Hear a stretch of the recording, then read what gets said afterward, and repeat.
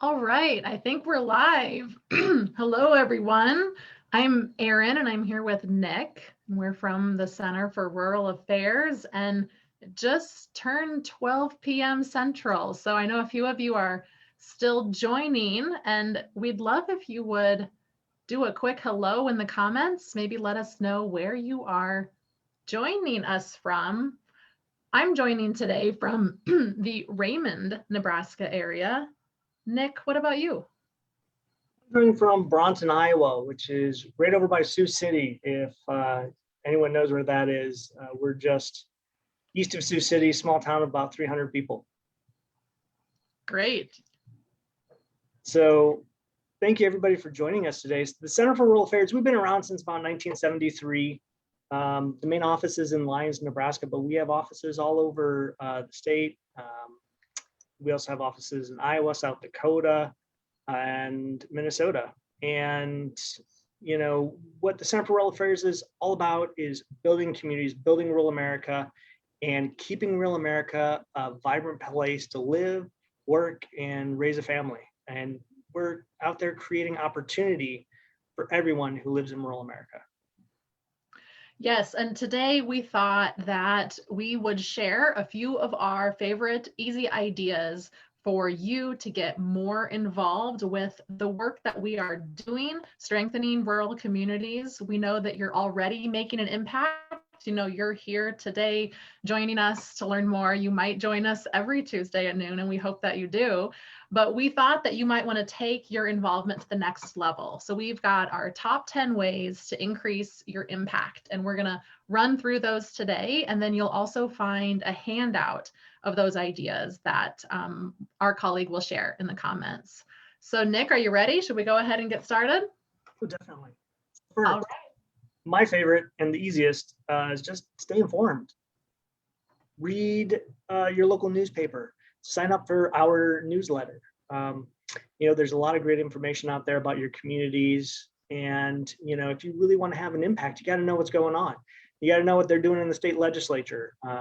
When the Farm Bill comes up, we're going to be talking about that in our newsletter. And by knowing what's going on, you can really find out where the needs are and, where there's momentum, and then help us build on that and build your impact. Great. I know that I enjoy reading my small town newspaper still from where I grew up. So that's another great thing. Number 2, show up. And what are we getting at here? What we mean is find those events and attend them. The center, for example, we hold all sorts of events, on a weekly basis. We're doing small business training.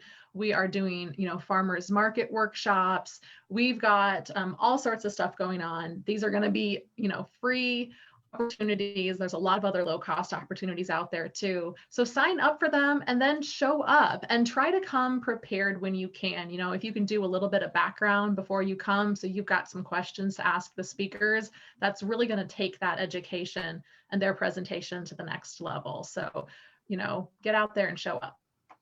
If you can't physically be there, a lot more events nowadays are available on Zoom. I know the Center for Rural Affairs, that's one of the things we are really striving for, is to have our in-person events also available online for people who can't necessarily be there in person. So number 3 is spread the word. When you hear about all this great information, when you find something you're passionate about, share the word. Let people know that there is an injustice, or let your friends and Facebook acquaintances know that you care about rural America and you care about what's going on. Number 4, share your story. Stories are very impactful and they can gain momentum when they're shared. And so the types of stories that are great to share when it comes to, small town America might be challenges or successes that you've seen in your own life. And you can start by talking to your neighbors, talking to your friends, your family, your community members, but then also share your story with us, because it might be something that we can turn into a blog post or a newsletter story, or visit with you more to see what we can do to take an issue that you might have or a success that you've seen, and how to, amplify that and make a difference that way. So talk to folks, talk to us. Yeah, and I agree. That's so important. You can show people stats and figures all day, but when you have a good story to go with it, that's what really drives a point home. And that leads me into our next point. Number 5, advocate. Call your representative. Write a letter to the editor. If you're feeling really adventurous, you can even testify before the state legislature or maybe Congress. And if you are interested in doing that and sharing your story with your representatives, let us know over at the Center for Rural Affairs. We have staff here who are happy to help coach you through that process and will help you be effective. That's a great one. And, you can just going to some of those hearings to start with can help you feel more comfortable to then take that next step. So looking forward to the next legislative session. But number 6 is a really easy one, and you can do it right now. And I really hope that you do. It's follow and react on social media. We know, we hear a lot about this, how it's getting harder and harder for individuals and organizations to really stay front and center, with things that they're trying to share and help people with. So right now, you can like this post, you can share this video afterward, you can just keep that going. You can share it in your stories. There are a lot of different ways that you're probably savvier than me about if you're here today, but it really does make a difference to make those clicks, share, comment when you can, tag someone who might be interested. Yeah, like they say, the squeaky wheel gets the grease. Politicians, lawmakers, they pay attention to those conversations. They pay attention to what's being talked about and what people care about. And this is a good way for them to gauge the amount of interest there is out there in issues. So number 7, donate. The Center for Rural Affairs, we are a nonprofit organization. We're out there working hard day in and day out to keep rural America a great place to live. Because I love my small town. I know Erin loves her farm. And we need your help to make this work possible. Thanks, Nick. All right, number 8, be active in your community. So we've talked a lot, about talking to people, about getting out there, maybe making the trip to your state house to testify, going to virtual events, in-person events, but don't forget about, being really active in your community. And this might mean going to meetings that are taking place. Of course, voting, that's a great thing. Local elections are so important. Try to volunteer, when you can. And you might even consider running for office or encouraging someone else, like my friend and colleague, Nick Bergin, to run for office. So you can get out there and, be active wherever you live. And another way you can be a great asset in your community is to host an event. Maybe a listening session or a training session. If you have a skill, or if you have a small business, you have a farm, you want to share your story, or if there's some great issue you want to support, we can have an event and we can educate people and we can spread the word. So host an event.